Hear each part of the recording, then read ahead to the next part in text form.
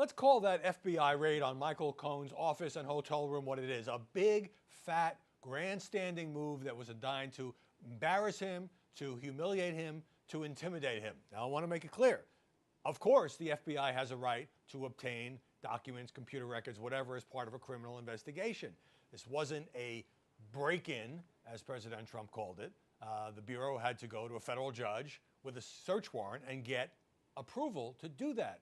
But, that kind of, almost figuratively bursting down the door is usually done with hardened criminals.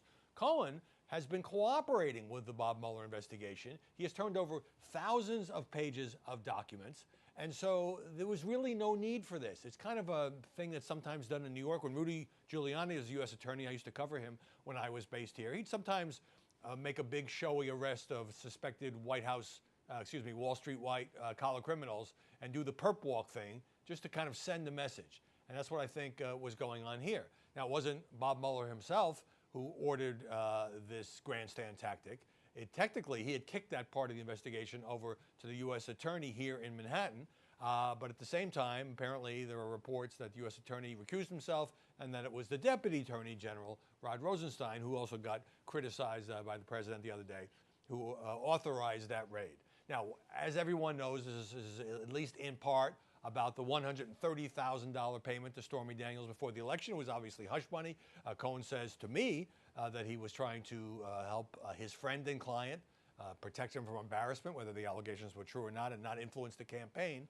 There were reports in the New York Times and the Washington Post that he's under investigation for bank fraud, among other possible crimes. But it really rankled me the way in which this was done. But, it really sort of shocked a lot of people, but particularly the president. And then on his side, his reaction was so angry when he was sitting there. Remember, he's gathered the military leaders and national security officials to advise him on what to do, whether to strike Syria in retaliation for the chemical attack. And he's going off and he's calling this, likening it to an attack on our country.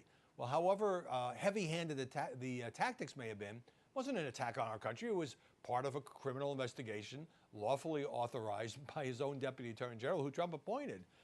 And so when the president says witch hunt, okay, we've heard that before. When he says attack on our country, that's going too far. And then he openly talked about whether he should fire Robert Mueller, even as particularly Republicans are saying, please, please don't do this, Mr. President, the firestorm that would create. He said, well, a lot of people have advised me to do that. He's not happy with Jeff Sessions, he's not happy with Rosenstein, he's not happy with Mueller, and he's certainly not happy with his lawyer's office being the subject of this kind of dramatic raid.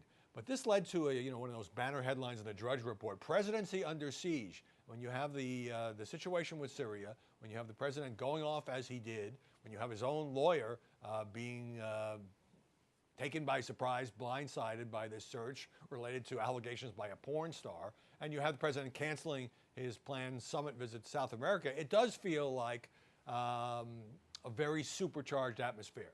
So again, I was troubled by the tactics, but the Mueller investigation, Mueller or his designees in the FBI are acting with legal approval to do this. They may have evidence on Michael Cohen that we're not all aware of. But based on what we know, a payment that might turn out to involve some banking shenanigans, that might be designed to shut up a potential witness against the president, witness not in the legal sense, but in the political sense at the end of the campaign, this still seemed like a really heavy-handed thing to do. And I think now that the president is really ticked off about this notion he's going to sit down with Robert Mueller, I think things are going to get a lot hotter on this front before they cool down.